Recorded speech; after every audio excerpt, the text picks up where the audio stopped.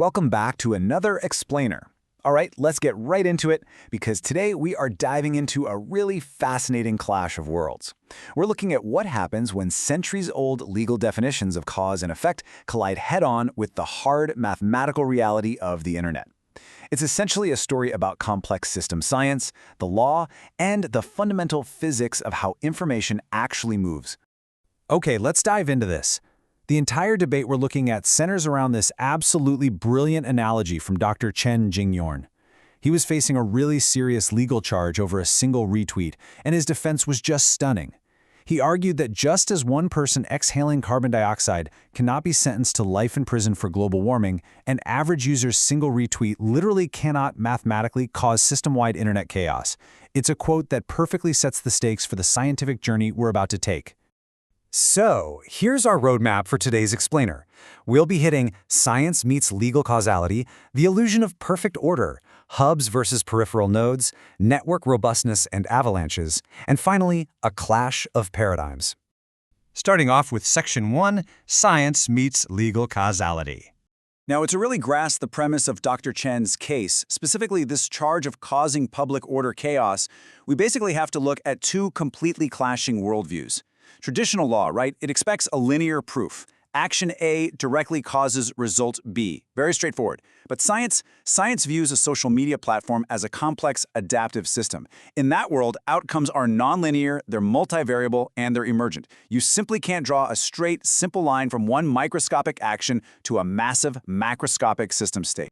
And honestly, this is exactly what makes this case so unprecedented. Dr. Chen didn't just walk in and argue standard free speech or say he didn't mean to do it. No, he completely deconstructed the criminal charge using statistical physics and network topology. He brought in quantum-level social network models to impartially argue that it is a physical, mathematical impossibility for his single, isolated retweet to cause a macro-system disruption. Moving right along to Section 2, the illusion of perfect order. To really get this defense, we've got to talk about the absolute structural limits of the internet itself, specifically something called the CAP theorem. This was proposed by computer scientist Eric Brewer back in the year 2000, and it dictates that a global, decentralized network simply cannot guarantee consistency, availability, and partition tolerance all at the same time. Since network drops or partitions are totally inevitable, engineers are forced to make a hard choice between consistency and availability.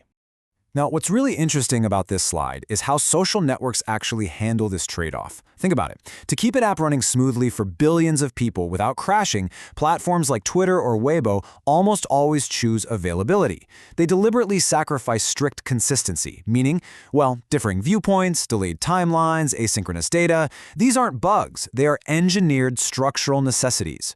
What a judge might look at and call chaos or inconsistency is quite literally just how the app stays online. Which brings us to a massive epistemological mic drop. As Dr. Chen pointed out, the disorder of a social network is actually its structural norm. From a pure system science perspective, his defense poses a fascinating question. How can you legally blame an individual user for systemic chaos when that exact chaos is mathematically hard-coded right into the network's foundational design? Let's jump into Section 3, hubs versus peripheral nodes. Okay, let's zoom in from the macro network down to the micro level, because we need to understand how influence actually scales online. Social media platforms are what physicists call scale-free networks. This just means that user connections follow a power law distribution, not your standard normal bell curve. And as these networks naturally evolve, they create massive, massive inequality. A tiny, tiny fraction of users capture nearly all the connections, while the vast majority, they get almost none. If you look at this chart, it beautifully illustrates a hard truth that shatters the whole myth of equal digital impact. Over 99% of users are what we call peripheral nodes. That means, mathematically speaking, our tweets have near zero structural influence, zero. Meanwhile, less than 1% are hubs, these mega influencers hoarding all the reach. Essentially, if you aren't a hub, your actual impact on the network topology is basically non-existent. Less than 100. That is exactly how many followers Dr. Chen had at the time of the incident. This mathematically places him strictly, deeply in the long tail. He is a peripheral node, functionally invisible to the broader macro network structure. Which brings us to Section 4, Network Robustness and Avalanches. You know how in legal settings, prosecutors really love to rely on the butterfly effect? That idea that a tiny little action can cause a massive chain reaction? Well, science calls this self-organized criticality. It's this concept that a tiny perturbation theoretically can trigger a system-wide avalanche. But there is a massive catch here. This only happens if the system is already teetering right at a highly unstable critical threshold. We can actually see exactly how this dampening effect works through Cohn's formula of network robustness. In a scale-free network, if you have a random failure or some minor perturbation, like, say, a peripheral node sending out a retweet, the core network just absorbs it. The math definitively proves that deleting or activating a peripheral node has virtually zero structural impact on the whole. The network is just incredibly robust against random noise. So this forces us to ask a really huge question, the exact question Dr. Chen put in front of the legal system to build tension. Can a peripheral node acting entirely alone actually cause an avalanche? So the crucial point is all about how information spreads, which network scientists measure with a branching process average denoted as the letter M.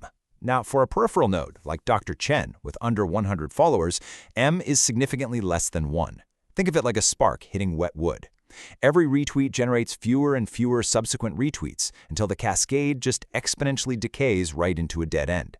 Unless an algorithm artificially amplifies it, there is a strict mathematical zero probability of a macro avalanche resulting from that specific node. And finally, Section 5, a clash of paradigms. You see, this whole thing isn't really just about one retweet. It's about a massive, profound gap in how we actually see the world. Linear legal logic presumes that a single average user caused total system chaos, but network topology proves the physical impossibility of a subcritical node creating a macroscopic phase transition. Dr. Chen's defense essentially argued that by ignoring the laws of physics and network math, the prosecution was accusing him of something that is structurally impossible. So, to quickly sum up the core impartial takeaways from these scientific models. Number 1, social networks are inherently chaotic by their engineering design thanks to the CAP theorem. 2, influence is completely unequal, heavily concentrated in scale-free structures. 3, peripheral actions face extreme dampening due to network robustness. And 4, legally blaming a single subcritical individual for macro-system entropy is just a fundamental category error. Which leaves us with this final, really provocative thought to chew on. What happens to justice when institutions try to govern complex, quantum-level digital networks using outdated linear logic? What happens when the law assumes a single drop of rain caused a hurricane while the math proves otherwise? It's an absolutely fascinating intersection of science and society. Thanks so much for joining me on this explainer, and I really hope this deep dive left you eager to learn more. See you next time.